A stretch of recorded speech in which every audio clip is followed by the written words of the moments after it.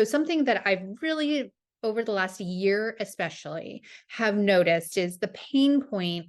One of the biggest ones for moms who are struggling with their toddlers is, yes, it's they're saying no, or that they're nursing on demand still, or they're not sleeping through the night.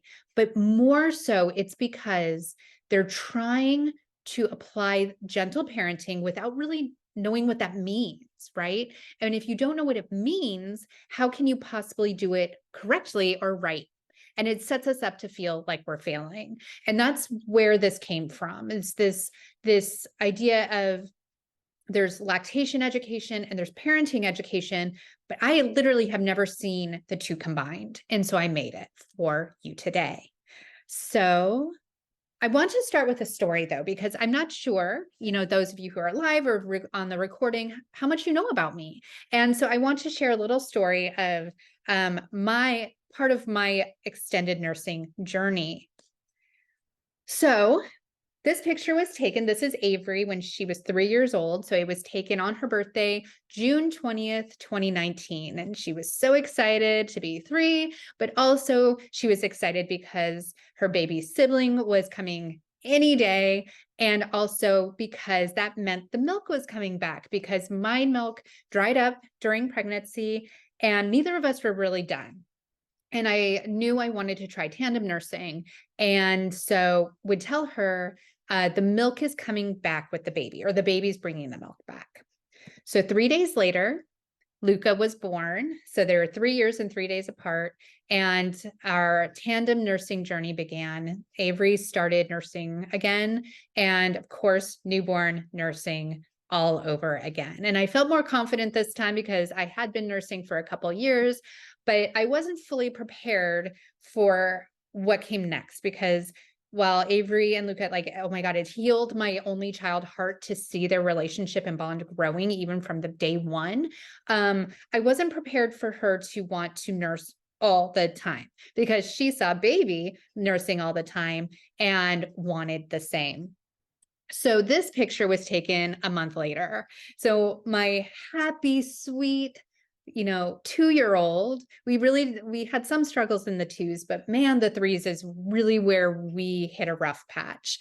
My 3-nager, right? She's 3 going on 13, Miss Sassy Pants. She was not happy any longer about the reality of a sibling. She wanted to throw Luca in the trash and be done with it.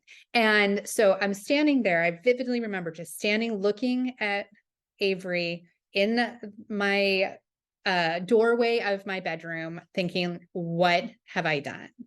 So I'm going to stop there with the story for the time being and use that as our transition to today, because I think probably if you are here, it's because at some point you've had a moment like that, right? Where maybe you are questioning, what have I done? Should I have weaned sooner? Or you're being told, like, the problem is that you're still nursing and that's why they're behaving this way. And I want to dispel some of that for you and recognize that it's just toddlers being toddlers, right? It can be jarring to see your child develop in this way, but it's very normal. And also you haven't done anything wrong, and you just haven't had the tools to be able to navigate it in a way that feels good to you. So in today's class, we'll discuss the 4 pillars of gentle parenting. I did not create these. I will explain where they came from and who created them. And we will talk about my 6-step breastfeeding boundary process that I did create and utilize throughout my larger program at my academy, but also just you've maybe seen it on Instagram as well. And then we'll talk about what comes next. What do you do with this information after this seminar? And then we'll finish up with a Q&A. So I want to I know 90 minutes is a long time to be dedicated to this, but if you are here today, I have a free bonus for you. If you are here till the end, I have a handout, 5 breastfeeding boundaries guide that will give you a starting point that you can think about what would be a good boundary to start testing with your child to make your life more manageable and, make nursing longer term more realistic. So by the end of this seminar, You will have a deeper understanding of what gentle parenting is and how you can begin applying it to your toddler nursing relationship. This information will not make you a perfect mom, okay? I really want to make sure that I'm not over promising anything, but it will make you a better one. It will make you a more confident one, that what you are doing isn't wrong, and that you can have these tools in your tool belt to know that you can handle this in a way that is loving and without being angry and without punishment. And it can be really a sigh of relief knowing that. So if you are serious about improving your nursing relationship, then please pay full attention if possible. And even if this is the recording, please dedicate some time to listening to it. Okay, so before I start on part one here, how does that sound to everyone? You just put it in the chat. Like, does this resonate with you? Does it feel like you're in the right place right now?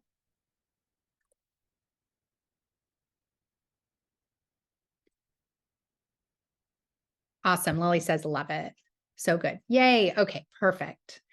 So moving on, let's get started here. So type yes in the chat if you knew there were 4 parts to gentle parenting.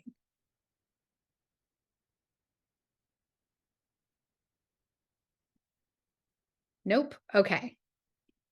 And oh, Kristen is here. Let me bring her in. Welcome, Kristen. We're just getting started, so you are perfectly on time. Let's see here. And Ashley. See, this is why it's good to have someone else part of this, but I'm a solo machine here, so we'll be perfectly imperfect. All right. So type yay in the chat if you like the idea of gentle parenting, right? I'm guessing I'm going to see some yays here. It's why you're here. This whole thing about not yelling and no punishment. Yes, absolutely. That is why you are here. So I'm so glad. Type sigh if you struggle to even know what gentle parenting is. Right? Like this concept, does it seem very vague to you? And has it actually been explained in a way that seems manageable to do in your daily life?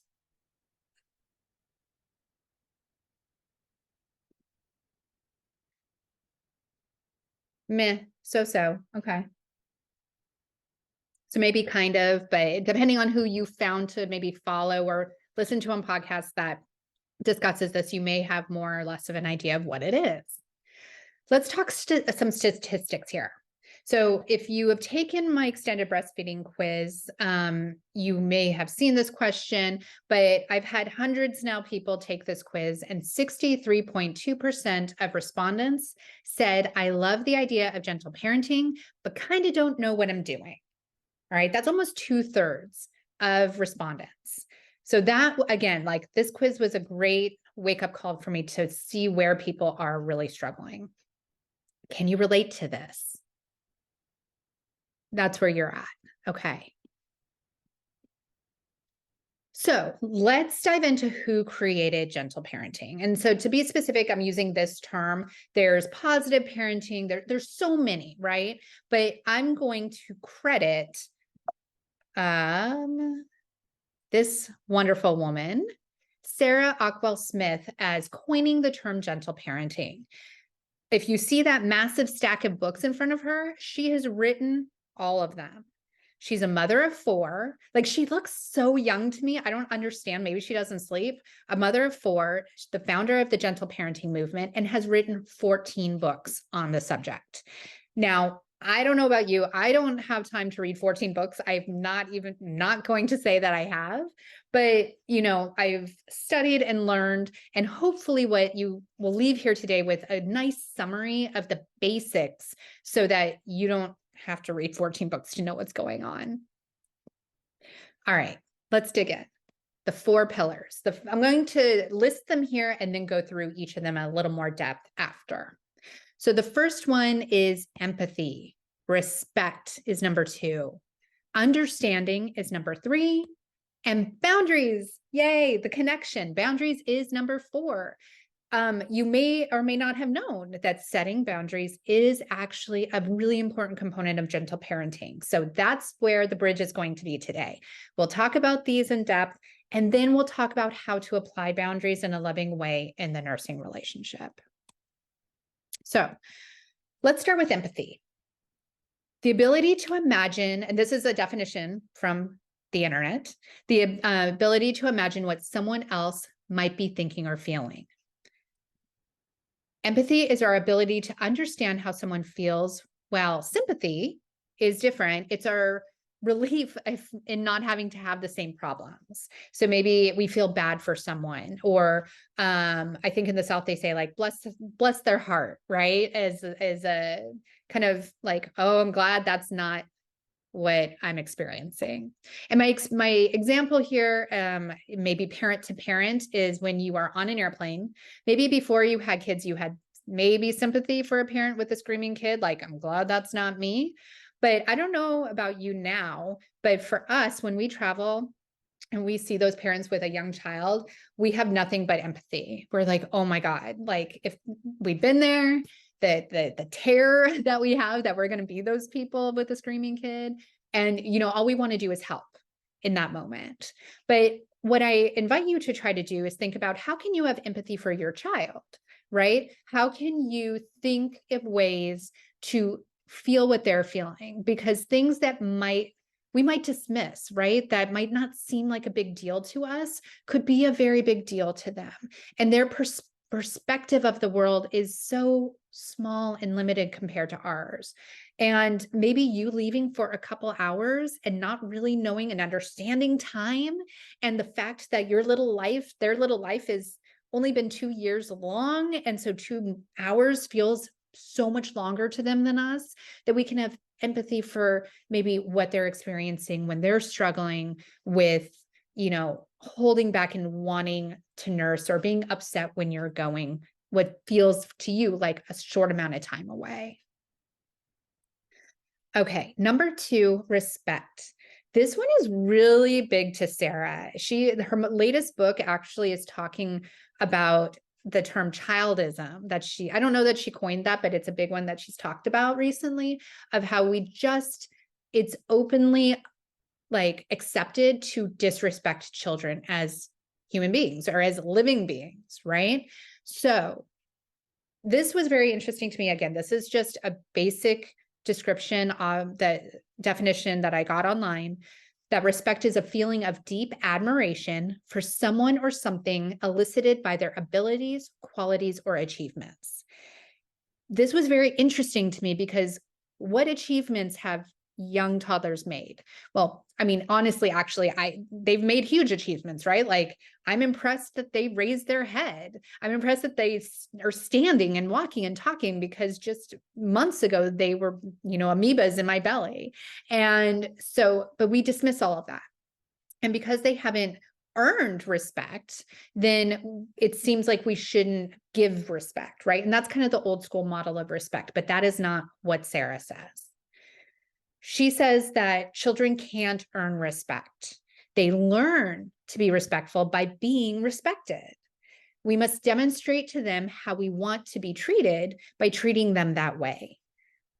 I don't know, just say yes. I try to be creative and it never works. Type a yes if this makes sense to you, if this is like an aha moment, because maybe when you were a kid, you had the old school mentality where parents or adults, you were to be seen, not heard, right? And you just said to yourself like, oh, well, when I'm an adult, then finally, I will be able to get some of that respect. Yeah, a bunch of yeses, totally. Okay. So where is my thing? There we go. Okay. So how might you show your child more respect? And you can put this in the chat, or you can just reflect on this. Like, how might you do that? And maybe you already are, right? If you're here, I'm sure you're striving to do things differently. I distinctly remember when Avery was a young toddler, way before Luca was born. And we were having dinner with my mother-in-law was there. And I asked Avery something, and And I said, like, is that okay? Or I asked a question, like what she thought about me. It's like, let me try to think of the exact example. I think it was, it's time for dinner. Okay. And just saying that, okay, my mother-in-law was like, you're asking her? Like, no, you tell her. And it's like, well, but that's not respectful.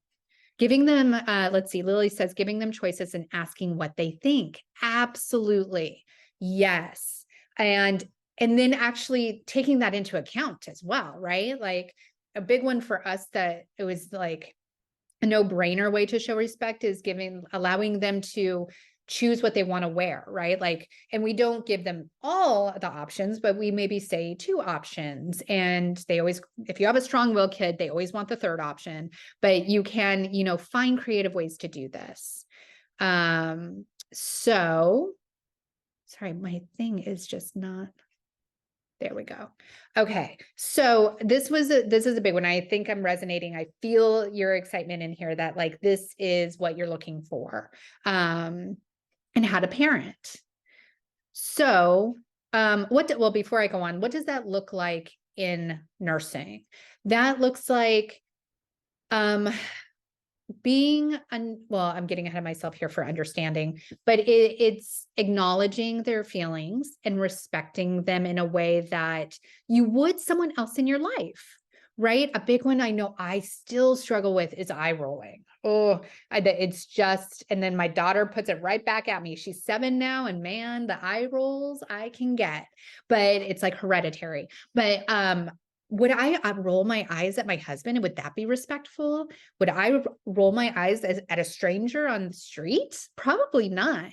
So why is it okay for me to do it to my child, right? Unfortunately, the people we are closest with, we often treat the poorest, and that includes our children. So how can we do it different? So understanding is the 3rd pillar. The power of comprehending, right? There's power in understanding. And I invite you to try to think differently about this, because I know for me, like I have a lot of degrees. I'm an overeducated person and I can think critically, right? As an adult, but I need to take that hat off when I am trying to understand a toddler, because toddler brains are different than adult brains. And we need to learn, and by understanding their motivation behind a behavior, that can help us be more empathetic, and all of these things start to tumbleweed, right? Like we can have empathy if we understand where they're coming from. So to be a little more clear about that, empathy is connecting emotionally, but understanding is connecting logically, which is hard when they seem illogical most of the time. Sometimes kids' logic isn't clear to us, and our job is to try to understand their logic and not force our logic on them. By the way, I think I said this, but maybe not. If you are not taking notes, note-taking is a great option here. But I know I am going fast, so you do have the option to watch this as a replay if you want to get that information down. Okay, so I have an example here. I'm assuming we've all had that moment of toddler screaming, but for this example, I'm going to share a recent experience with my nephew. So we see them quite often, our in-laws, or my in-laws and nephews. And Isaac is 2.5 and has a 9-month-old brother who is just starting to stand and crawl and babble and do all the things. So at Halloween, we went to dinner after going to a pumpkin patch, and everything was fine. Isaac and Will were playing and laughing, and Will was loud. The 9-month-old was getting kind of loud, as babies do. But all of a sudden, Isaac, the 2-year-old, started screaming, like high-pitched, so loud in this restaurant scream, but not an upset scream. It was like smiling, like excited because everyone is looking at me scream, right? And my in-laws were mortified because this kid was like the chillest, just quiet kid for the first year. And then they're like, oh, this is easy. We're going to have a second. And now we're like thrown for a loop because now they're getting deeper into toddlerhood and surprised at what they're finding. So my brother-in-law scooped him up, took him outside right away and came back a minute later and was like, we're leaving. We need to leave right now. And they were just like, did not know what to do. So they just left. Fast forward a few days, they came for dinner at our house. Again, everyone's looking at the baby, laughing, kind of making loud noises. And all of a sudden, Isaac starts screaming again at the table. And I can see them get like they're so irritated, like, oh my God, what are we going to do? And they had said, like, we took his pumpkin away in the car because he was still screaming. And punishment, right? Like, that's where we go. It's like, we don't like this behavior, so we have to punish. And in that moment, though, we're sitting at the table and I see this happening. And I look at Isaac, the toddler, and I say, is it really hard having a little brother who gets all the attention now? And he kind of stopped and looked at me and said, yeah. And I said, is it confusing because everyone laughs when he yells, but when you yell, you get in trouble? And he said, yeah. I said, oh, okay. And then I looked at my kids, and one of the games we play is the quiet game. Who can be quiet the longest? So I said, oh, do you guys want to play the quiet game? Yeah, let's play the quiet game. And so I fully took my attention off of him completely and started positively reinforcing the quiet behavior instead.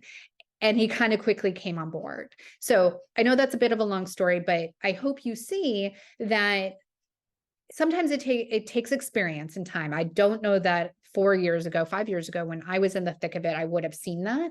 But with experience, now it's easier to take that adult hat off and try to see, like, okay, where is this behavior coming from? Because once I understood it, I didn't have to be judgmental of it, and I could become playful with it to change it. Okay. Boundaries. Here we go. Boundaries are the unofficial rules about what should not be done. But for me, they can be the official rules about what can be done.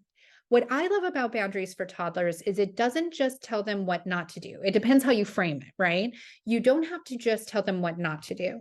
You can tell them what to do.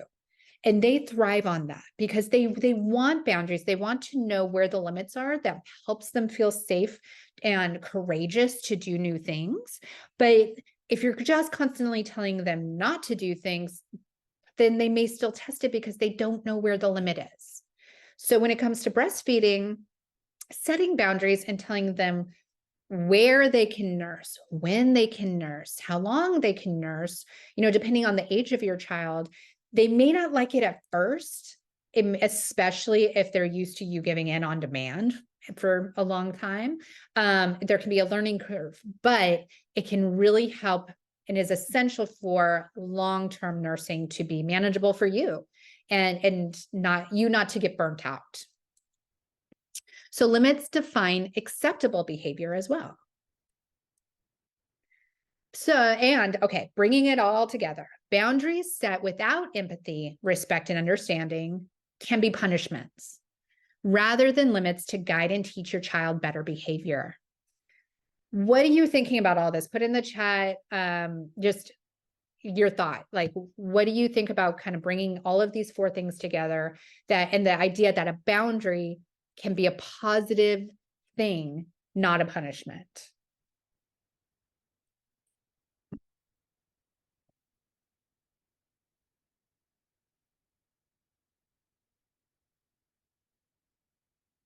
All right, you guys, I can't see my chat.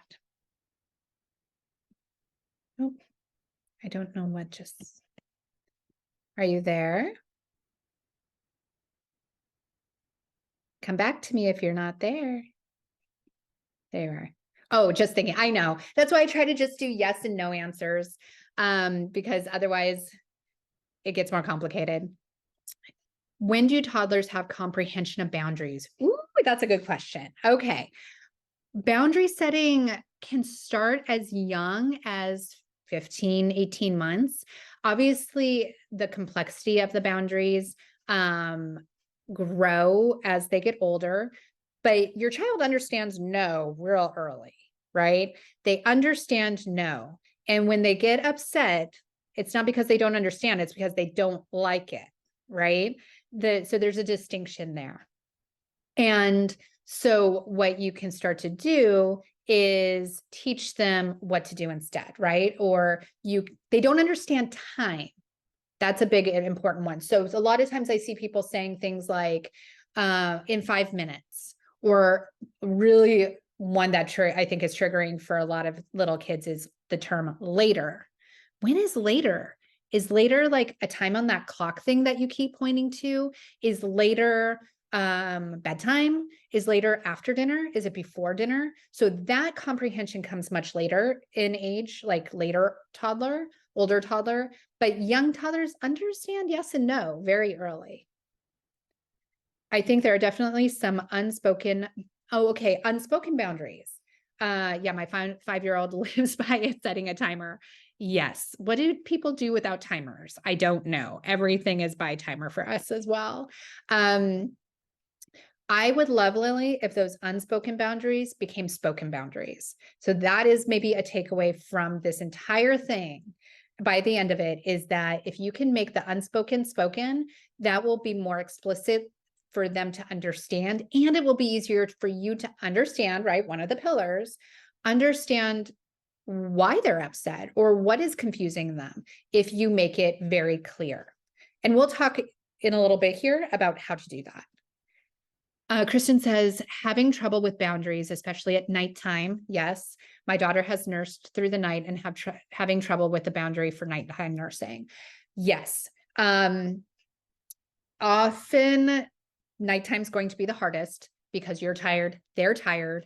And what I would suggest considering or thinking about is what does daytime look like? Because sometimes if you have limited boundaries, meaning like open access during the day and you just don't mind that, or those boundaries are not explicit, then it's frustrating to them because why all of a sudden is it now a boundary at night?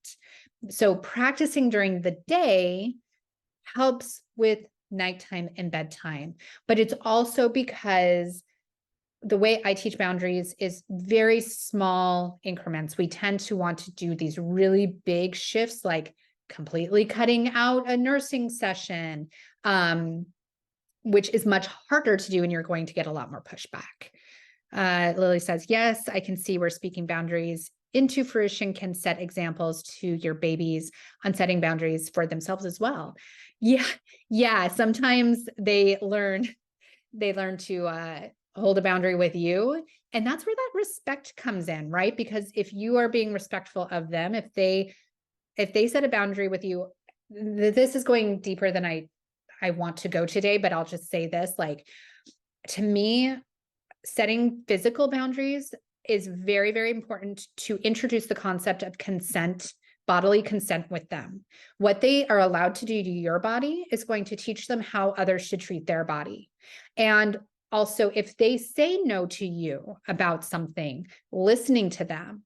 I think a lot about, do we force them physically by picking them up when they don't want to be picked up. We force them physically by putting on clothes when they don't want to put on clothes. I'm not saying we don't do those things because they need to happen, but how can we do it in a way that maybe is explaining to them as it's happening, why it's happening, right? So I hope that makes sense, that you are teaching them to set boundaries, and that's really good and healthy because, oh my God, diaper changes. I know, right? Potty training. Oh my goodness. Potty training was harder than anything for me with Luca. So yes, the struggle is real, but that's okay. That's a secret. I'm getting, it is a lot to think about. I know, but hopefully it's a lot of good stuff to think about because, it goes back. It's a lot of inner child work, to be honest with you, because you have to think about how you were raised and why is that a motivating factor to either do it the same or different than you were raised. So were you raised in an authoritarian, so do as I say kind of mentality, the old school mid-century kind of parenting, or your grandparents, right? Probably raised your parents that way. And also just nursing in general, were you nursed? What was that experience like for your parents and mother? And how does that influence your decision making today? Or, all of these terms mean basically the same thing. Were you raised in a authoritative, a gentle, positive, respectful environment? And if you're probably trying to mimic that, and you're in a pretty good position because you have that experience of knowing what that's like. And so you can have an easier time mimicking it versus those of us who weren't. And now we're just kind of grabbing in a bag. We know the tools we don't want to pick up, but we're kind of lacking the tools that we need to do it differently. And maybe permissive parenting is also what happens a lot of times if you are trying to avoid being authoritarian, but you don't really know how to be gentle. And so you slip into permissive parenting and to do what you want. So in nursing, what this looks like is saying no, trying to hold that boundary, not having the tools to actually hold the limit in a loving way. So giving in to the nursing and kind of reinforcing that behavior and kind of teaching them that, oh, getting upset gets me what I want, because the more I get upset, the more likely you are to give in to what I want. So we're trying to not do that either. Okay. And it's hard. I am not going to sit here and say that you're going to leave here today and be able to magically do all of this, but hopefully you're leaving here with some extra tools to start practicing with. I also want to give credit where credit is due to our parents. I think especially on social media, it's really easy to bash boomers and like Gen X, depending on how young you are. Our parents' generation stopped the hitting, not 100%, right? There was still some. I'm not going to say that maybe you didn't experience that, but overwhelmingly, that generation decided we're not going to hit anymore. But to compensate, they yelled, right? They yelled because they didn't know what else to do to get us to, they was still authoritarian. It was still do as I say, but, oh, I can't hit anymore. So I guess I'm just going to yell really loud to get you to do what I want. Tell me in the chat, is this resonating with you at all? So now we're trying to stop the yelling, but without the tools to know what to do instead. So how have we compensated? What are our things that we're doing that maybe aren't healthy? Social media, right? Maybe we're scrolling either in front of our kids or in the bathroom or at night on the couch. Maybe you're just binge watching TV shows, maybe getting a little bit of alcohol, after a hard day. Something else, Lily says, very spot on. Yeah, so it's hard because I often try to think about, like, we are all here because we want to be good parents and we're trying to do the right thing by our kids. And I try to reflect and see, like, what will they wish we had done differently? And I do think the phones especially are a thing that there's going to be a revolt. I know there's going to be a revolt at some point of a generation who says, screw the phones, and we're not going to parent with phones. I think it might take a couple decades, but I truly believe that's where it's going to be next. So how can we fix that now, right? Because we're doing those things because we're overwhelmed, we're overstimulated, and we don't know what to do instead. So let's come back to this day in July 2019 when Avery was just not having it. She was so irritated and grumpy and I was a hot mess at this point. Quite honestly, it was a low point in parenting. And in that moment, when I was staring at my little dictator in my doorway, I looked at her without a plan, just decided and said, you're going to nurse 3 times a day. You're going to nurse in the morning after Luca, at nap time, and at bedtime. And I just prepared for a fight. I prepared for upset. And what I got was her saying, okay, and walking away from me. And that was the moment for me where that was my first boundary, right? I didn't have anyone telling me what boundaries were in breastfeeding, but I set one. And it worked so well that we continued nursing for years, and it morphed and it changed. But it was the moment where I realized, oh, she needed to know when. She didn't, because I kept telling her later, I don't know. soon after Luca. And that wasn't clear. So setting that meant that I then had to follow through, right? And it also meant because and it worked for us at the time, but it did mean that I was doing naps and I was doing bedtime because I was doing the nursing.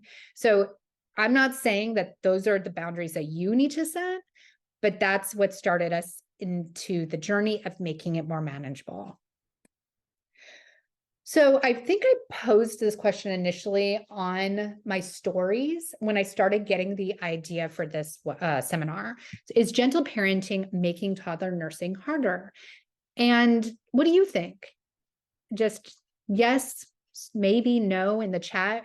Is it trying to be a gentle parent with your nursing toddler? Does it feel harder than just telling them no or telling them to stop and making it a little bit more firm?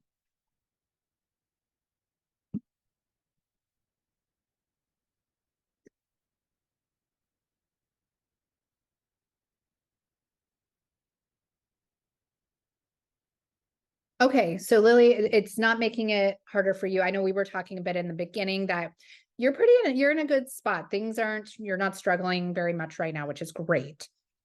Ashley said, sometimes you hate to see them so upset. Yes, when you're the solution. Oh my gosh, I'm so glad you said this. That is such a trigger for everyone, that not everyone, but most people I work with, is it seems like milk is the only solution to stop the upset. And the upset is so overwhelming, right? And a lot of this comes from, this is a big part of the transition to toddler nursing. We are trained in the first year of life that if they're crying, you've waited too long to nurse, and now they're hungry and they're hangry. We have been trained in the first year to solve every problem with the boob. And so that is a hard thing to detach, like to undo. If all you want to do when they're upset is to know that if I just give them the milk, they're going to stop crying. And Morgan says, not sure yet. He's only 14 months and I still think he's a baby and needs me on demand. So 14 months is young, and it does depend on where they are with food, right? That talking to you all with younger toddlers, it's going to be very different than talking to someone with a 3-year-old or a 2-year-old. And so definitely acknowledging that at 14 months, don't listen to people who say they don't need milk. You may still be nursing a lot to give them the nutrition they need, and that's okay too. So just keep that in mind as we continue here, that is really okay. But if you're watching this replay and it is making it harder because you don't know how to do this, well, let's go on to talk about how to do these boundaries with a breastfeeding toddler. So some more statistics, 61% of quiz respondents received the turbulence stage results. So I've been talking about this quiz a lot. If you have not taken the quiz, you can go to nursingmamas.com/quiz and take that. But all of the quiz results are based on, imagine like a flight or a journey. And so I really imagine if you are in the turbulence stage, things are rough, things are bouncy. And that's usually where people come to find me.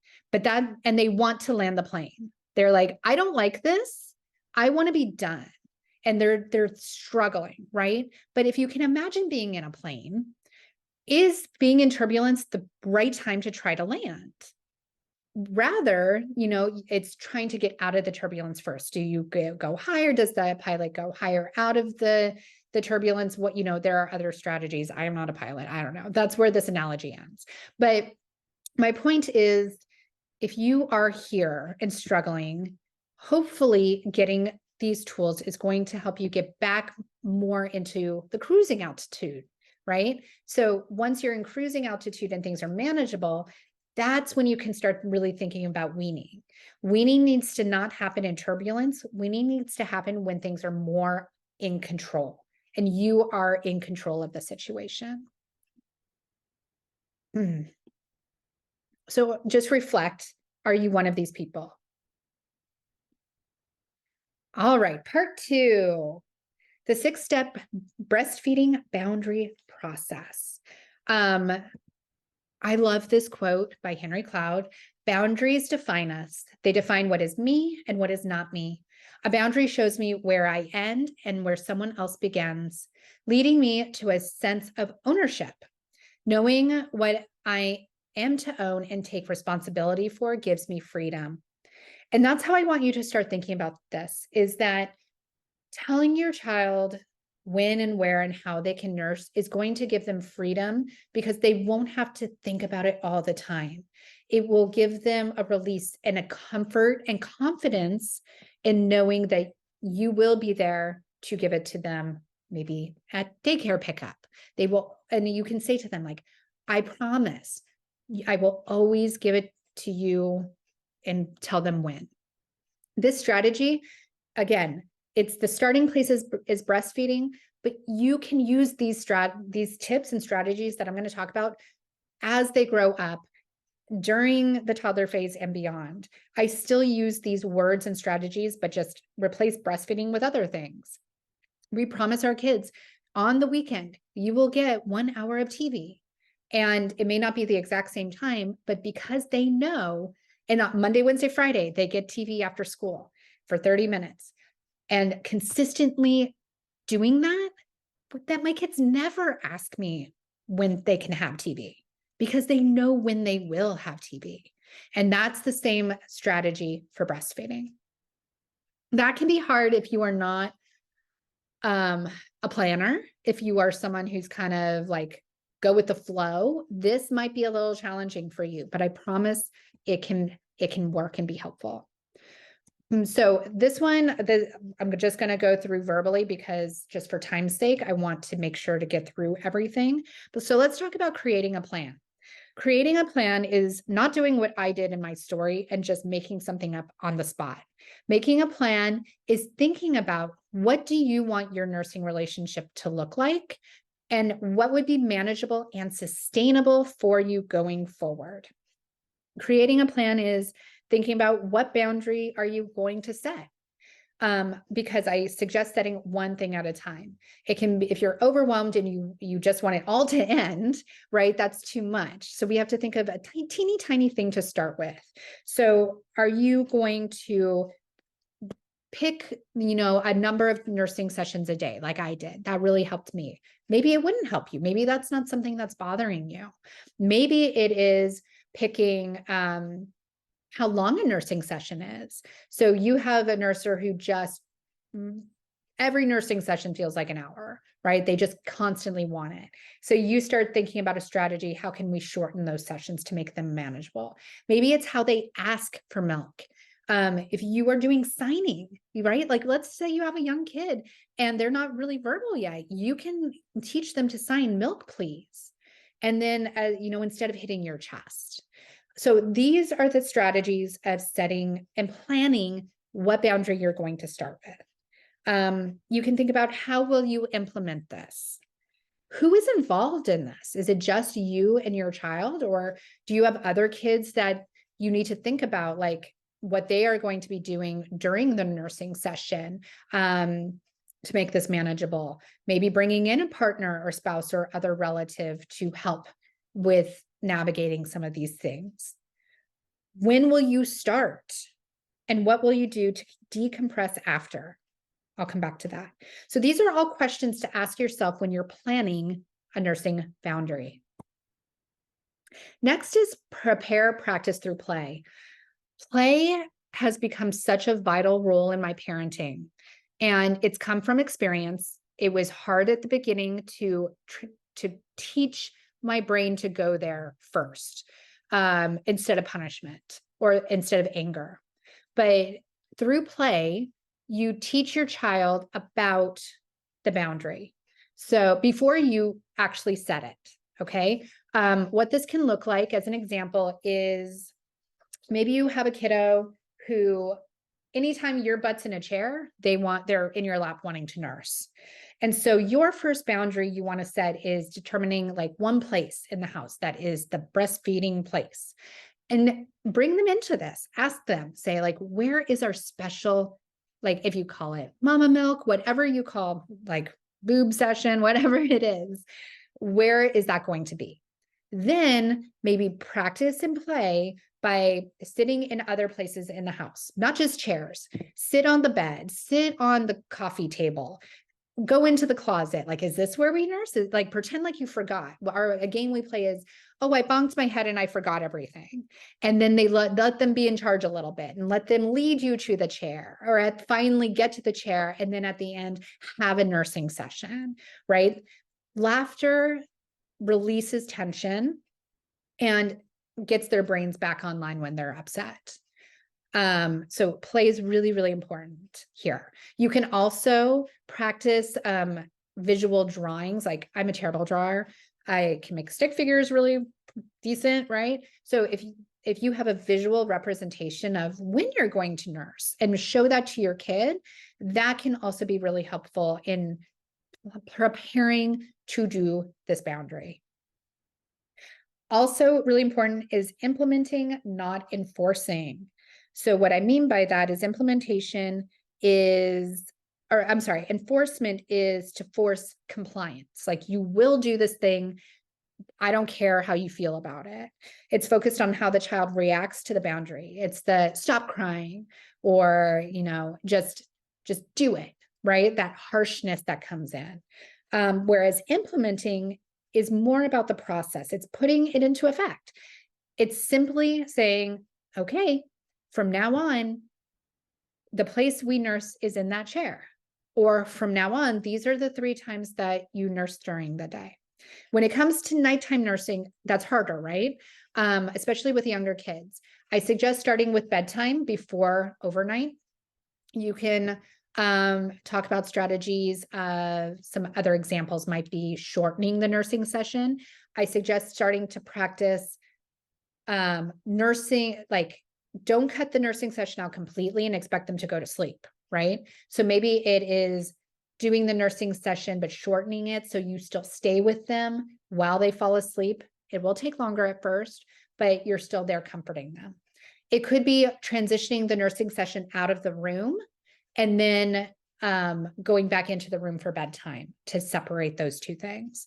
But all of these things I highly suggest doing during the day first, because that will help give you and your child practice to then set boundaries at night. Expect upset. So this is not cry it out. I'm not going to all of a sudden like throw a surprise, like, surprise, no, you just let them cry. You never just leave them alone and let them cry. But by mentally being prepared for upset, it's going to help you stay calm in the moment. And if they don't get upset, you can be pleasantly surprised by it. And if there is upset, you can know it's absolutely normal and part of the process, because this is new behavior from you, right?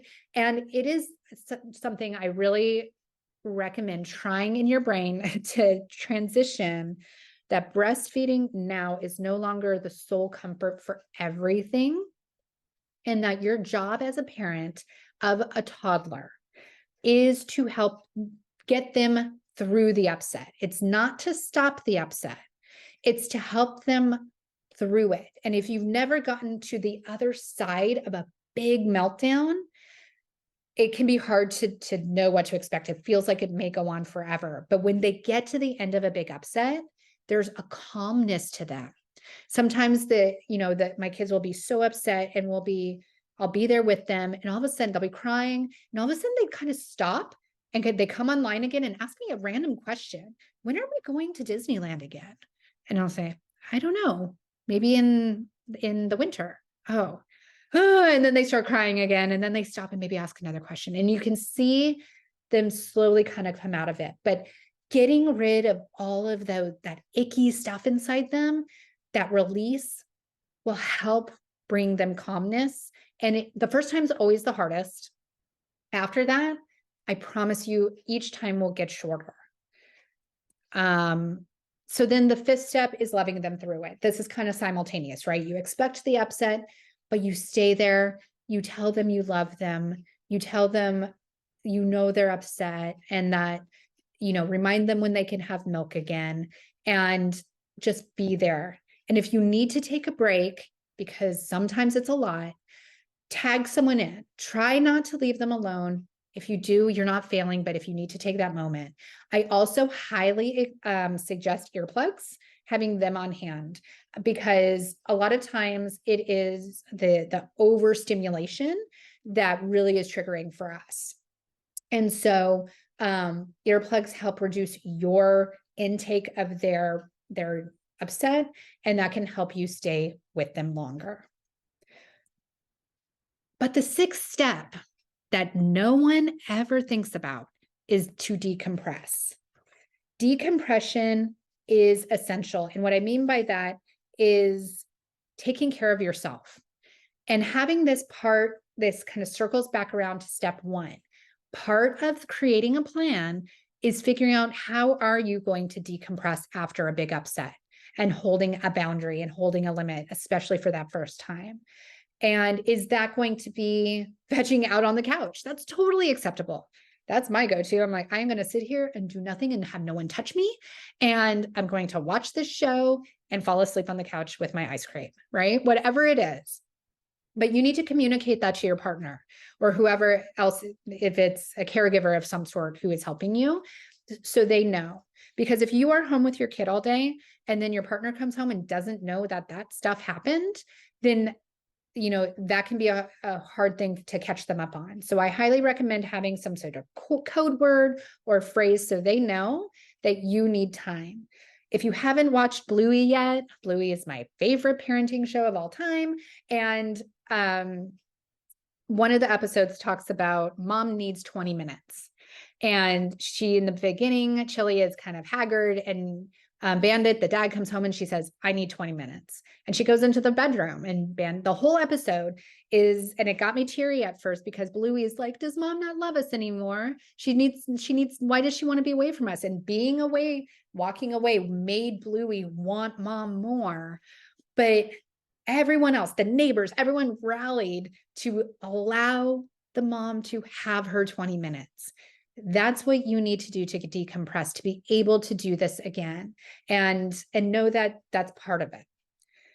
So that's it, guys. That is the 6-step boundary. What do you think of it? Say yay if it sounds like something that you can do that's going to make your breastfeeding experience better.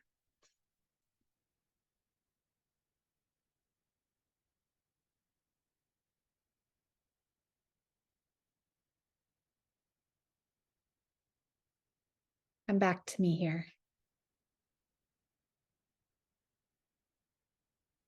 There's the chat. Yay. Okay, great. So who else is here? Kristen Morgan. I am here. That's right. Okay. So I want you to know a secret.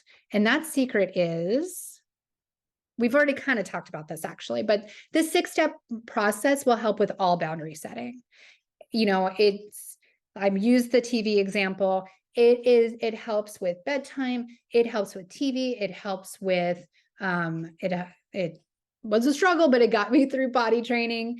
It helps with keeping them in their chairs and eating dinner. It helps with everything. And something that I still think is a little unfair, quite honestly, but what I have experienced and seen over and over again is I am the emotional regulator of the family. When I am calm, cool, and collected, everything goes smoothly.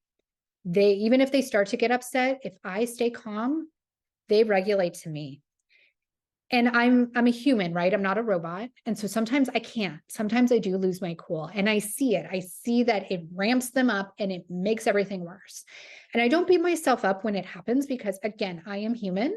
But the more I see that reinforcement happens where, okay, when I stayed calm, I got the behavior I wanted out of them quicker and easier. So that decompression time is essential. Yay, but like in a few months. Okay, like you're still feeling like you're ahead of the curve, which is great. You're preparing for what is to come. Lily says, the expect upset is the hardest for me because I expect it, but I hate them being upset. It's definitely a trigger. Yes. And we can, when we get to Q&A, we can talk about this more. But deep dive that, right? When you leave here today, if this resonates with you, this really being triggered by their upset, why? Was it because you were not allowed to be upset? Were you punished for showing big upsets? I know I was. I definitely didn't show big emotions as a kid. And I know that's a big trigger for me. Like, I feel like, especially if it's around other people, other family members, you feel like you're doing something wrong. You feel like you're failing. They're one, because they are emotionally upset, but also there's a judgment because they're, melting down. And so really dig into that of why does their upset trigger you so much? Because it is that, we don't want them to be upset, but usually there's more to it than that. Okay, I got ahead of myself here. Preparing for play dates. A lot of times they get upset when it's something they're looking forward to, or maybe they start getting clingy. I shouldn't say upset. Maybe they start asking for milk just when anything new happens, right? A new friend comes over for a play date, and all of a sudden they're overwhelmed and want to nurse. So you can prepare for those things ahead of time by scheduling in the nursing session before something happens, right? Before a play date, say, hey, let's add in an extra nursing session right now. Let's get your milk now. And then, afterward, maybe we can do it again. With the holidays coming up, are you going to be traveling? Are you going to be around new people, right? All of these things can really be a trigger for them. And when they're asking for milk as a toddler, yeah, they might be hungry, but really it's probably more for comfort and connection. And that can be hard to feel like you're not doing, right? So the trick is learning new ways to give them comfort and connection besides milk. And doing it before the milk goes away is going to make weaning and post-weaning easier on everyone. Oh, another big one, moving to their own room and bed. All of these boundary setting skills will help there too. So the journey versus the finish line. Your breastfeeding journey is more important than the final destination. How you reach your goals becomes your postpartum experience. And how do you want the memory of breastfeeding to make you feel? So that's just a reflective question, because I think for a lot of us, when we're burnt out the whole time, but we're still doing it because we feel like we should or we want to, and the good parts are so, so good, so we hold on to it. But do you really want to feel upset and burnt out all the time? Probably not. Let's put it all together. Gentle parenting works when there is a mutual respect for both your and your child's needs. Loving boundaries are key to reduce permissive parenting, which leads to on-demand nursing. Self-care is vital so you can help your child get through their big upsets.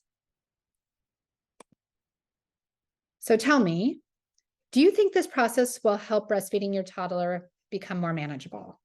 Type yes in the chat if yes.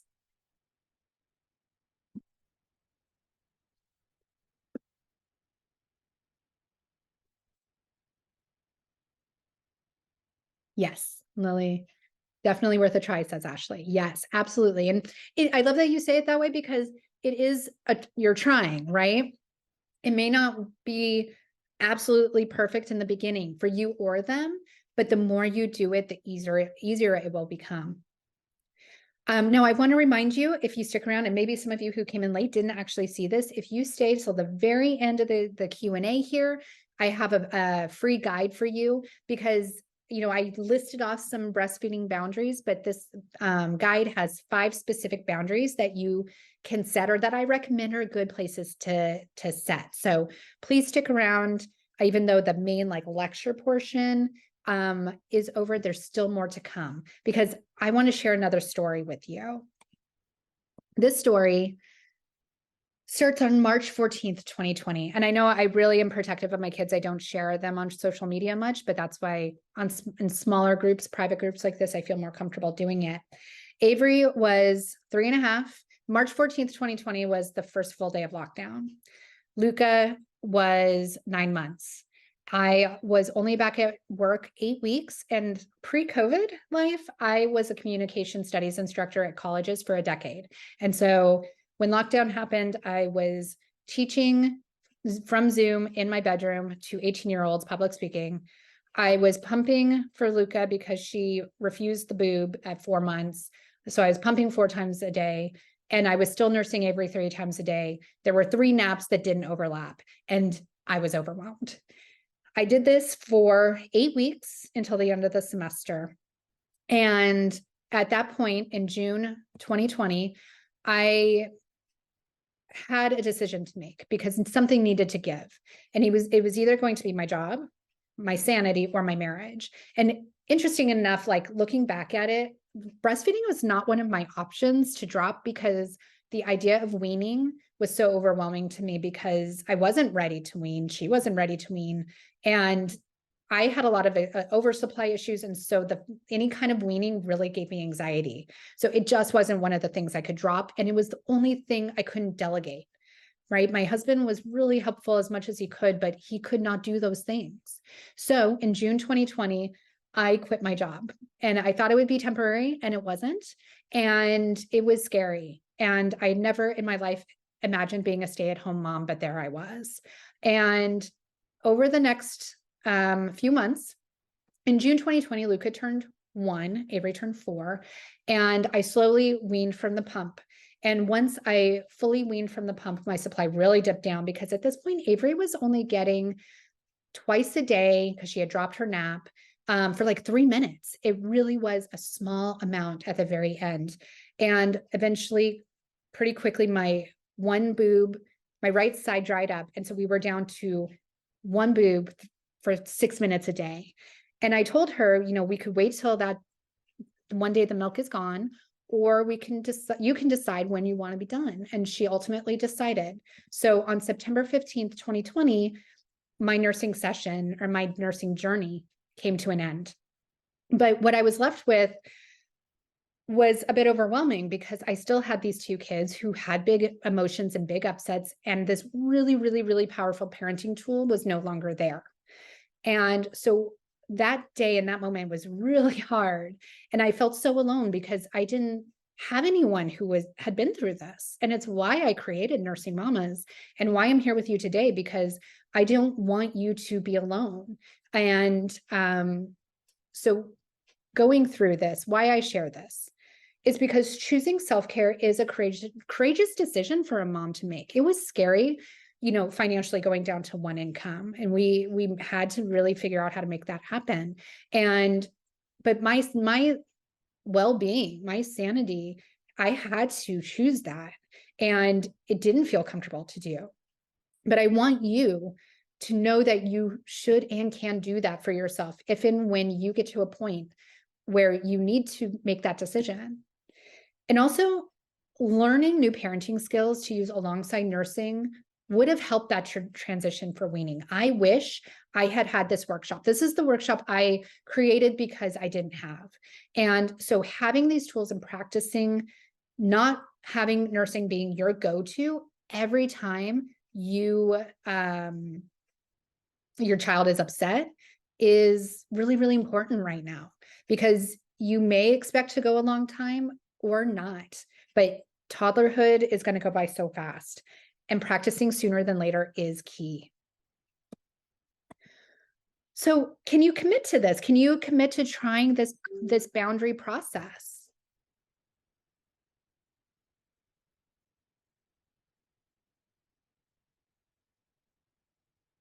Chat, put yes in the chat. Sorry. Sometimes I forget to do the call out. Type yes in the chat if this is something you feel like you could commit to try to do.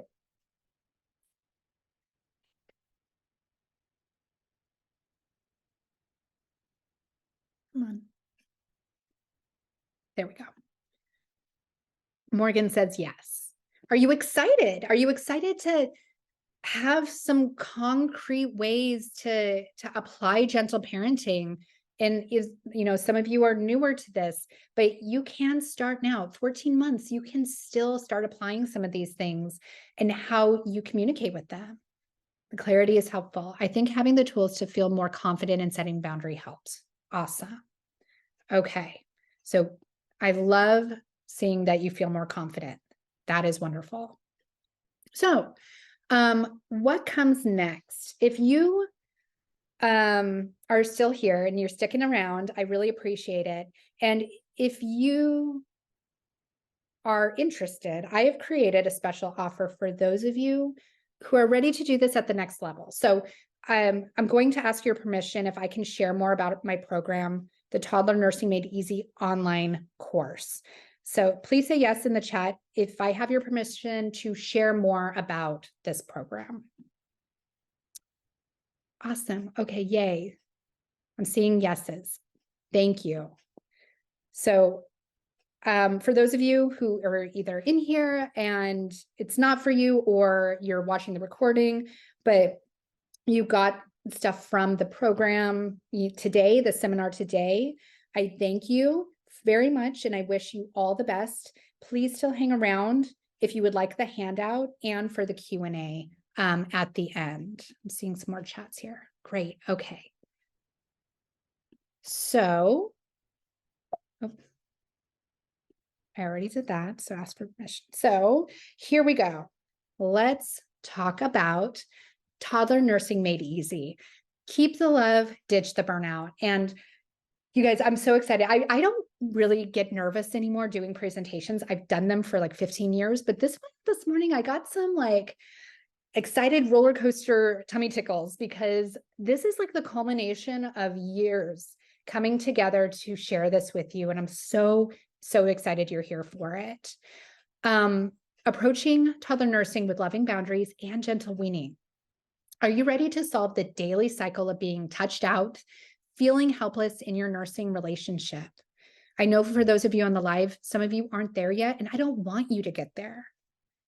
Are you ready to see the beauty and the quiet nursing moments with your toddler again? Are you ready to not feel physically demanded of all the time? Do you want to keep the bond without the burnout? And if you have enjoyed the seminar, I know that you are going to love this course. It's different because, and this, I have an online course for weaning, but this is my first time introducing an online course fully for those of you who are not ready to wean, but need to help figuring out how to manage all the things, sleep, eating, how does it all work together? But this online course is different because there's no real formal support for us nursing beyond a year. Has this been your experience? Put yes in the chat if you have been able to find concrete, like hospital support for toddler nursers. I found out that my neighbor is actually a lactation consultant in a local hospital. And she works with like the new moms and babies. She said they don't take people over 6 weeks old because they're so overwhelmed. They can't take clients beyond 6 weeks. That's insane, right? And so we're just kind of left to dry and hung out to dry. And so I get really riled up about it because it's very frustrating. Lactation primarily focuses on the first 12 months, if that, right? Let's look what's going on here. Yeah, that's crazy. No support at all. And you add in there that now we're encouraged to nurse for 2 years, right? But there's just no care for it and no explanation of how to do it. Parenting experts are great. I am an avid learner. I love parenting, people online, but they don't specifically focus on the extended nursing relationship, right? It's that overlap, that gap that was missing that I am filling with Toddler Nursing Made Easy, and to fully address the toddler nursing relationship so that both you and your child thrive. I promise you, you will succeed. Please never feel alone in your nursing journey again. It's time you are ready to stop guessing how to do this on your own. This course will teach you exactly how to implement breastfeeding boundaries step by step. And yes, you can take the information out. I've given you the steps. I'm not gatekeeping here. You have the information. that you could walk away from here and apply. But if you want the in-depth guidance and you want to take out the guesswork, then that's what this course is for. Let's deep dive it. The course has 9 modules. And so it goes through the 6-step process in greater detail, but I have more in here too. So we talk about setting loving boundaries. We talk about connecting through play. We talk about the big toddler emotions and why they happen at different increments, right? Those of you who have like 14 and 19-month-olds, when you get a 2.5-year-old, that's a different story, right? So like, what is coming? What is in your future? I have strengthening other relationships. What I mean by that is, instead of them always saying, I want mama, right? Are you the go-to? How can we strengthen their relationship with dad or another person in their life so that you are not always the go-to person? Because also, let me tell you, if you have another child coming soon or you want more kids and this is your first, that has to happen so that you can better prepare for baby number 2 as well. And, the 5th module is holding limits. So we talk about boundaries today, about the process, but how do you actually hold the limit in a loving way? And in that module, I talk about my 3-step stop, drop, and roll with it method to holding a limit. Module 6, toddler food transitions. This, I think, is I've created this based on pain points that I heard over and over again from toddler nursers, because it's a chicken or egg thing, right? Like, are they not eating because they're too full on milk?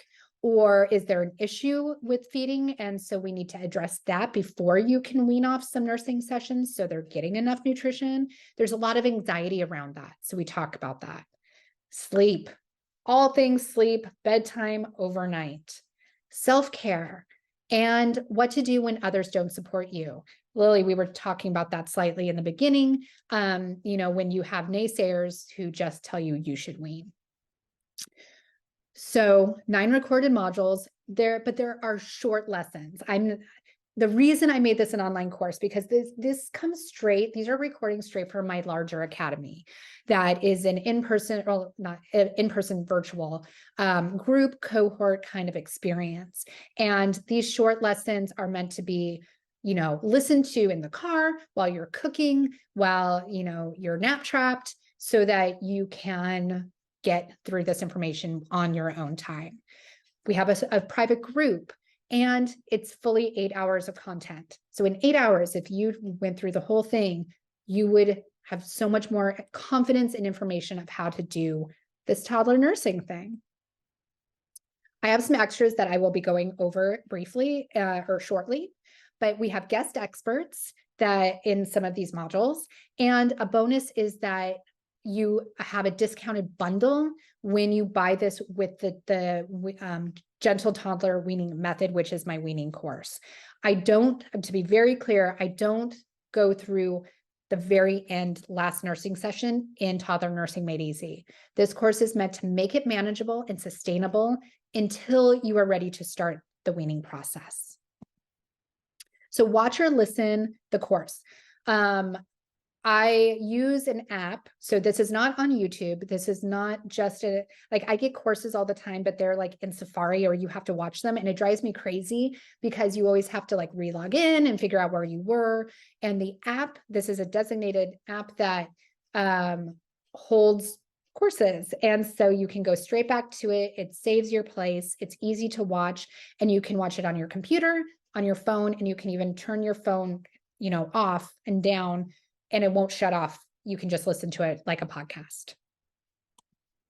I promise within 4 weeks, by the end of this year, your love of nursing will be reignited. You will have more control over sharing your body again.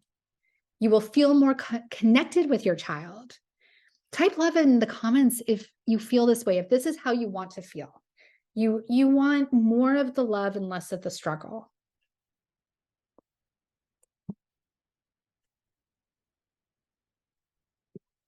Ashley says definitely.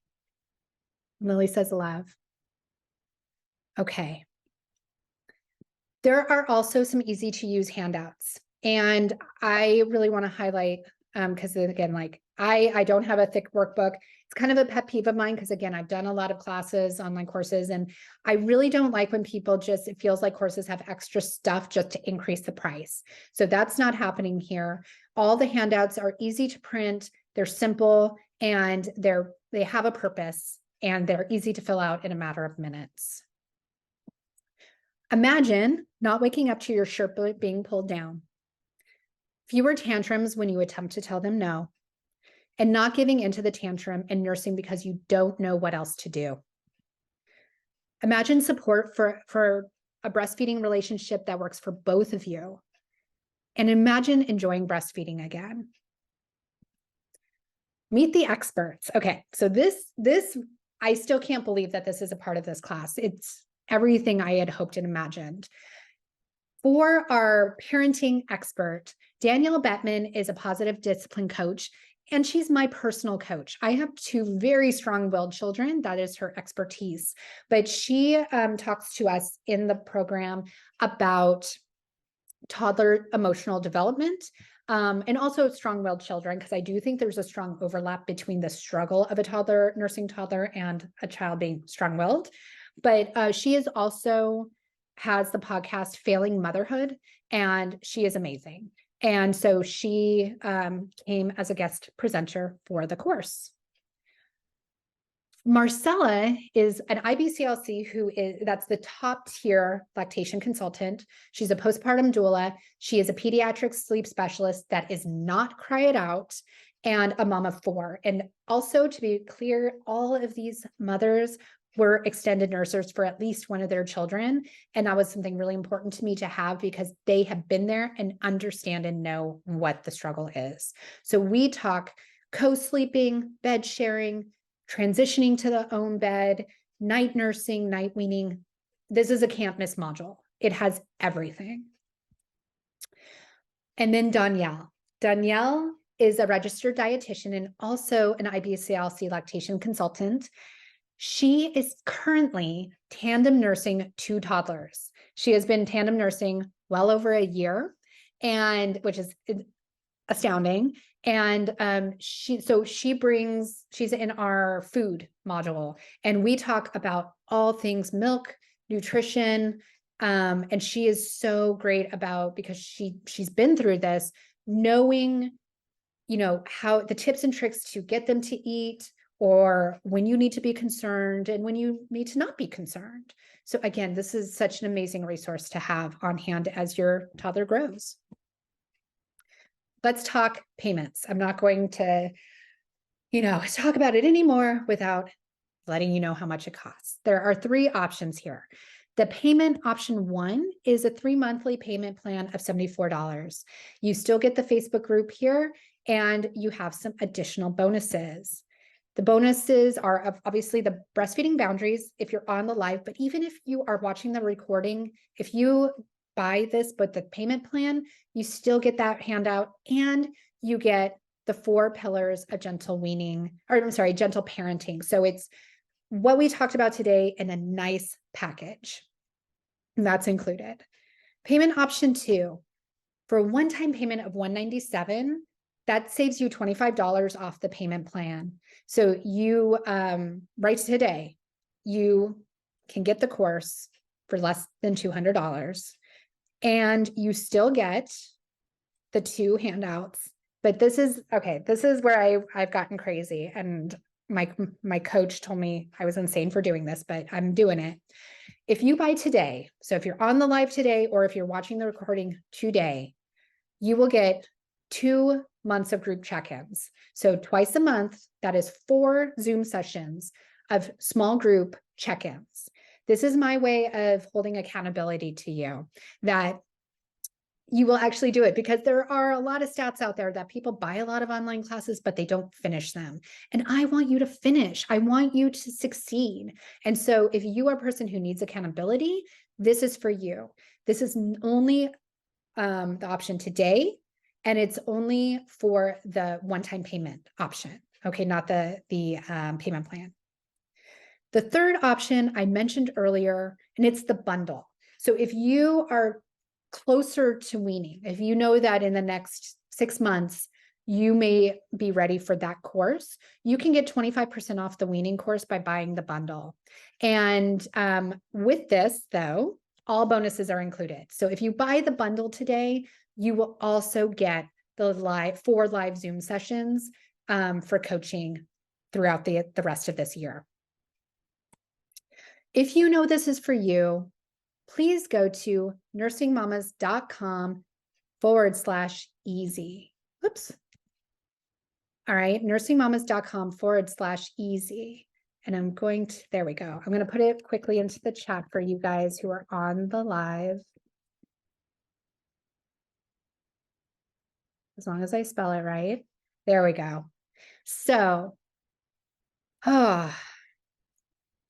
this is the options again. When you go to the website, scroll down, you can see these 3 payment options and you can click the one that works best for you.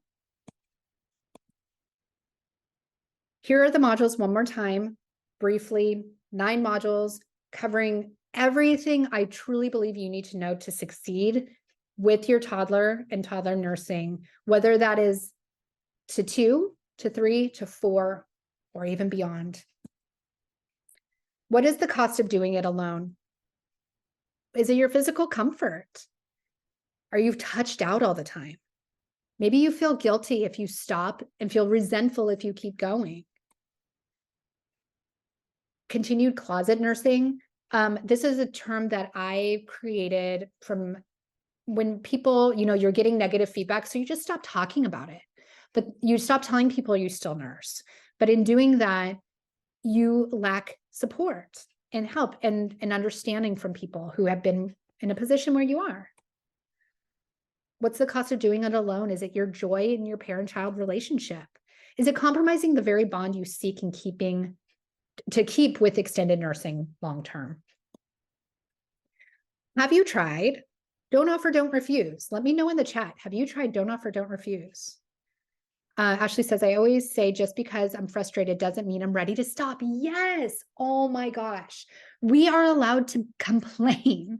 It's like, as soon as you complain about it, people say like, well, just wean, or just be done. And it's like, no, I don't want to be done. I just don't constantly want someone on me all the time. We live in don't offer, don't refuse. Yes, because that's the only strategy people tell you. But here's the thing, don't offer, don't refuse is still a form of on-demand nursing. It is. And because it's like they're magically, and this goes into the next one too, so I'll just click that first. Distracting them. It's like they're magically going to forget about it. They don't, right? Like the kids who are toddler nursers, especially those strong-willed ones, they know what they want, when they want, how they want it, and they're going to let you know, right? And so these methods don't work. They just get you back into on-demand nursing and frustration. Maybe it's tried or it's been suggested to you, oh, just go away. Just go away for a little while. And in the course, you will see Tanya a lot. Tanya was one of the original course members, or academy members, I should say. And she, after the course, went on a vacation. She was away from her child, and she thought she was going to wean. And because that's what everyone told her, like, you're going to be away, just be done with it. And we were talking via Voxer, and I just said, like, are you ready? Like, is that what you want? Because it just didn't feel like she really was there at the end. And she finally was like, no, I don't want it to be done. And so I said, okay, then it doesn't have to be. It's okay if it's not. Like, we get so much pressure, and it doesn't have to be that way. If you are ready, that's a different story, right? But if you aren't, all of this pressure to end is so overwhelming.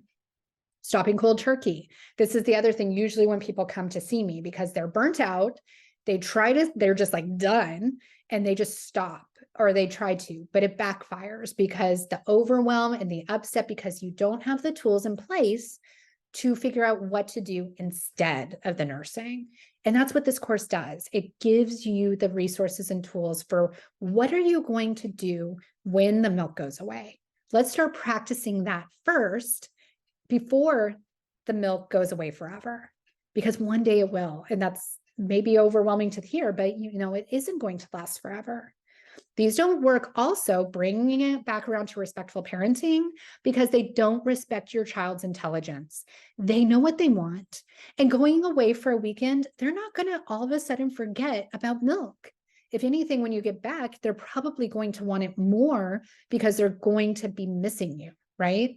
And so if you do have a weekend away, that I encourage, don't plan to wean, prepare your child for you being gone, and promise them it's going to be there when you come back. That's going to make it a lot easier on everyone. And then wean at a different time when it is truly ready. Everyone's ready for it. I want to share Nada's story briefly. Nada came to one of my weaning seminars. And by the end of it, though, she was in tears because she wasn't ready to wean, but she needed a change. What had happened was her daughter had been, during COVID, her youngest was in lockdown the whole time. And so Nada didn't really care. Boobs were out everywhere and it wasn't an issue, because every time the child nursed, she wanted the other boob out too. Well, fast forward now into toddlerhood, and they were at a school event, and she was trying to nurse privately, but right when a dad walked by, her daughter pulled her boob out and she was mortified. And she just was like, I can't do this anymore. So we started talking boundaries. We started doing and implementing the 6-step process and this program. And here's what she has to say now. She's really understanding now when we're breastfeeding in public, even at home, she will be breastfeeding on one boob and she will cover my other breast with my clothes. It's incredible, actually, how intelligent she is and how she's understanding everything. Because that's the trick here, is we don't give them enough credit. Going back to the question a while back about when do they understand? They understand much earlier than we give them credit for. So it's just, how are we doing it? How are we implementing this in a way that is respectful to their needs and our own? So again, just as a reminder, go to nursingmamas.com/easy. If this is resonating with you, read more about it, but click on one of those links, whichever one works best for you and where you are today.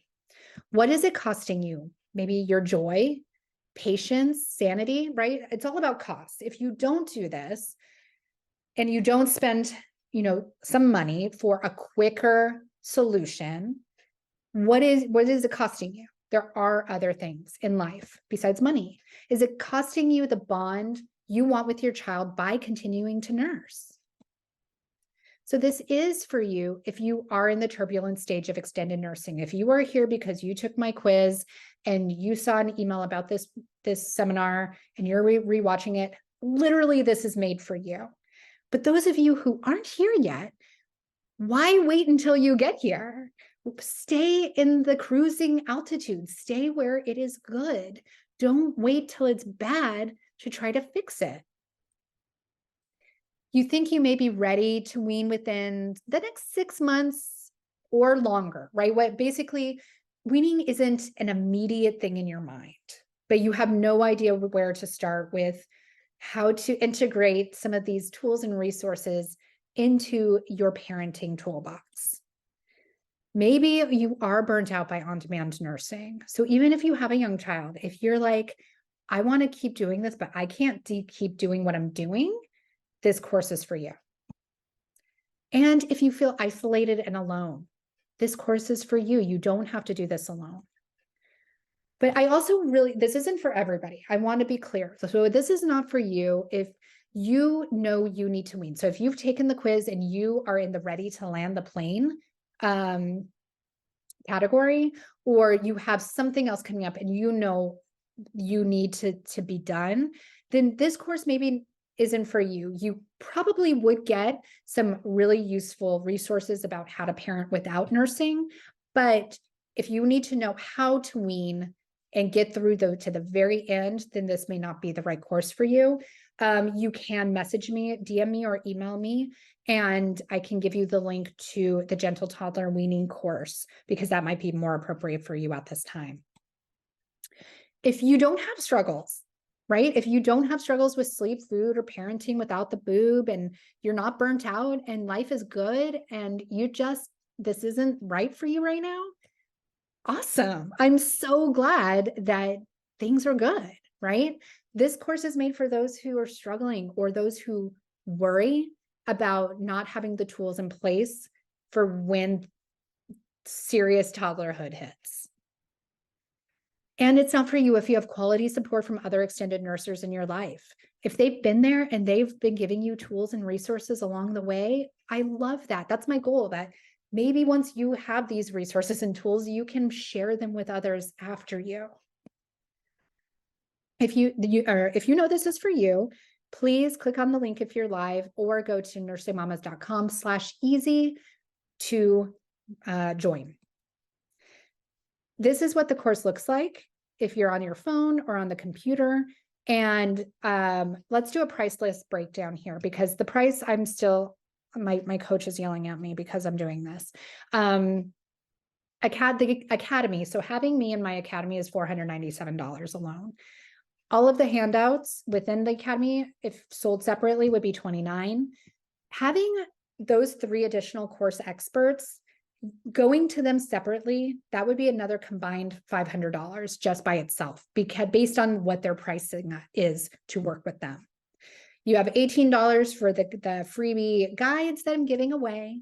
And if we were just separately doing the group Zoom sessions for 4 of them, it would be $259. That is a combined total of over $1,300, and you can get it for $197 today. Oh, so one more time, if it's for you, please go to nursingmamas.com/easy. Now you might be thinking, it's practically Christmas. It's November. How can I do this right now? And to that I say, yes, it's almost Christmas. Gift this to yourself. Tell your family, tell your partner, look, I want to have a good Christmas. I don't want to be overwhelmed. I want this course now so I can be ready to have a good holiday season. Pre-gift this to yourself. You deserve it. I think I'm ready to wean. Is it right for me? So if you're not sure, again, go to the quiz, nursingmamas.com/quiz, check out your result. If you get the ready to land the plane stage, then maybe this isn't right for you. DM me and we can also discuss this. I will jump on a call with any of you, free 15-minute Zoom call. Let's talk it out and see what resources are right for where you are today. I buy online courses and never finish. Me too. So that's why I have the option, if you buy today, to have that accountability and get in a room with me and, make sure that you're getting through this thing by Christmas. Don't talk yourself out of something before you even try it. All right. The doors for the course are open today, but they close on November 17th. That is 10 days from now. It's next Friday. How do you want the rest of this year to look for you? And how do you think that applying this, not just by yourself, but with a group of other loving moms and myself, how that could improve the rest of your year? If you know this is for you, go to nursingmamas.com/easy. All right. Thank you so much for letting me share that with you. I am going to finish up here and then we will get to the Q&A. I want to bring it back around to that first day of lockdown with these kiddos. And I could not even imagine how life was going to change for that day. And I know for many of us, it was like that. And today, though, this picture was actually taken a year ago. It was our last family photos. Luca's hair has grown out a lot finally, but they grow so big so fast. And I just want you to enjoy toddlerhood while it's there, because it feels so long when you're in it, but it goes so fast. Oh, thank you. They are, I'm biased, but yes, they are very, very cute. So that's what I have for you. And I'm ready for the Q&A. So I'm going to stop my share now and open it up. You feel free to keep your camera off, but if you want to turn it on now, I'm going to turn mine on. And thank you so much for sticking around. What are your questions? Let me find you. Okay, I have a question about setting a nursing location. Okay. Anything specific? Or do you think the bedroom is too much of a sleep association? Not necessarily. Because, if you live in a small space, you have to do with, with what you have. If the bedroom is a quiet location and a private location, and that's what you have that works for you, I would say that would be fine. In my experience, it was less about the bedroom itself and more about the nursing positions. So what I would suggest is if you're used to night nursing, or if you're co-sleeping, make sure that you're either sitting up, or if you have space for a chair in the bedroom that's separate for like daytime nursing, that could be helpful. So even slight changes like that can make a difference. But also if you just explain, like give them more credit than they do understand, and say like, this isn't for sleeping, this is for wake time. And if you just stay consistent with that, they should understand it. Does that help?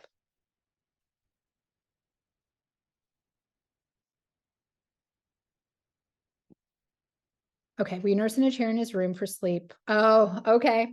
Yeah, I've been there. That's why I have so many back problems, because of the darn chair for a year. But if I do the living room, there's too much distraction. And every time I sit down, I get attacked. Yes. So yeah, you can, like, so from the prior example, you can just say, this is the designated nursing spot. Or you can have a daytime and nighttime option that is different. But if the distractions are just too much, that was always our issue. I would just make sure you have the lights on during the day and say like, this is daytime nursing. Have you tried it? Like, are you having problems with it? Is that why you're asking about it? Because like, are they wanting to go to sleep or anything? Or are they getting sleepy? Maybe that's part of the problem. Are they getting too sleepy because you're nursing in the bedroom? I liked the one place to nurse and was trying to think of where, but was concerned it would give the wrong idea. I really, as long as there's a distinction between like light and dark, like that should be okay. If they're used to nursing there already, and you just say like, no, that's the nursing spot from now on, and make it, try to think, how can I be creative about this so that it's not like a punishment, right? You can say like, kids love a game and they love when you whisper and say like, hey, I really want time with just you. Let's go nurse in the bedroom. And so make it special, make it like, explain why you're doing that, and say like, no, everyone else is out here. So when I'm sitting, that's not nursing time. So, you can start to see why there are layers to the boundaries. You usually start with one and the other ones start to trickle down after the fact.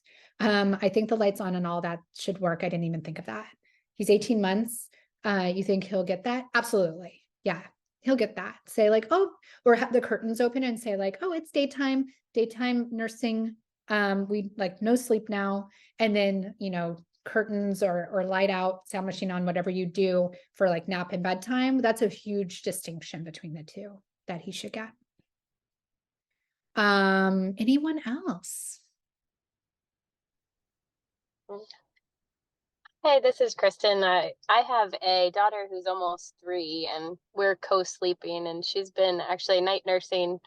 She stopped for a little while and was sleeping through in her crib, and then probably about a year ago, we started up again co-sleeping. I'm struggling a lot with the boundary, mainly because I'm just exhausted. We have another one also, he's 5, and Yeah. um, I think that's the hardest boundary for me. And I love our relationship. I nursed my son until he was 4. I feel blessed to be able to be nursing her like this long, but I'm very touched out. And in the morning too, like she's nursed part of the night and then she still wakes up and it's like the first thing that she needs immediately. And so I've been trying to hold a boundary, but is your course something that would help with that? Because that's where, or maybe like a one-on-one session. I'm just trying to figure out, like, I'd love to keep nursing. I'm not necessarily ready to wean, but I am, this is something different. I didn't nurse throughout the night with my son, so this is a whole different experience. And I thought it would kind of naturally go away, but she really enjoys it. So, Yeah, I um, identify a lot with you. Thank you for sharing that. So if I okay, sure.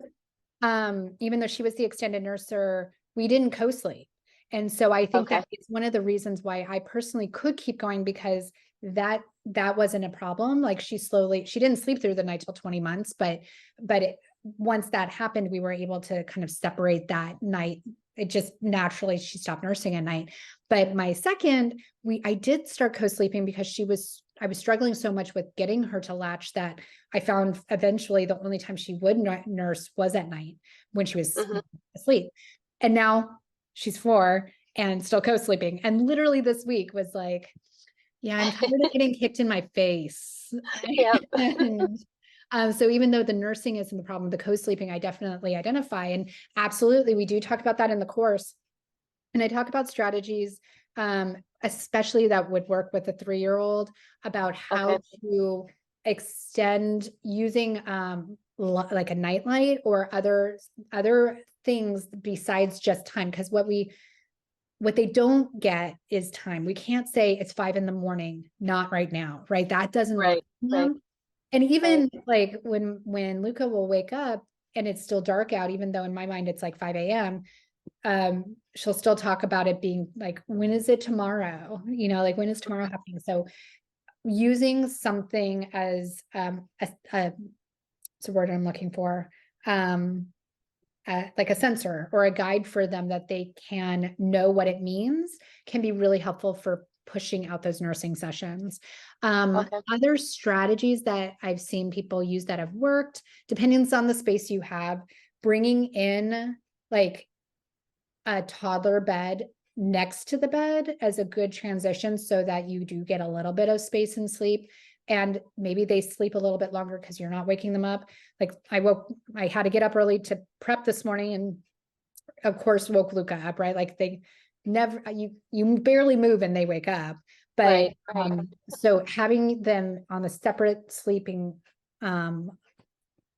surface, but still in the room, can be a really good transition. So if they do wake up and want you, they can come. But yes, the course, we go in depth. We talk about this because it's such a pain point to figure out Okay. how to do it.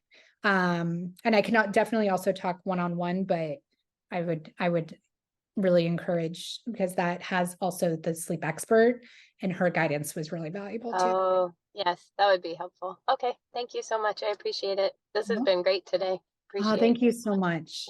Well, Lily, Morgan, Ashley, Kristen, I'm going to send you all the handout. Thank you so much for staying. And if you have questions about the course, please let me know. And is anyone thinking about it? Is anyone kind of thinking about maybe getting the live Zoom sessions with me before the end of the year? Awesome. Kristen, you're interested. Let me know, keep me posted. And again, it is open until the 17th. I will be emailing out the link, so you'll have that there as well. But thank you so much, Lily. You're also thinking about it. Let me know after this, if you have questions. I know, financial stuff, if you need to talk to your partner and then talk to me about it. I have the payment plan option because I know that sometimes the one-time option isn't the best and or ideal thing for your family. So thank you so much. I know I went over. Thank you for sticking with me. If questions come up, ladies, and after this, or you start trying to apply the boundary setting strategy, and you're like, wait, how did that work again? You have the recording, and please feel free to DM me or message me, and I will clarify anything that needs it. Yes, Lily just needs to talk to her husband. I totally understand and respect that. All right. And to all of you who are watching the recording, thank you so much. I'm so grateful that I could be here for you. And I hope that this had some aha moments for you that you'll be able to apply to your nursing journey. And thank you for everything. Thank you, Kristen. I'm so glad you found it helpful. Okay, I'm going to sign off now. Thank you so much. Have a good rest of your day. Bye.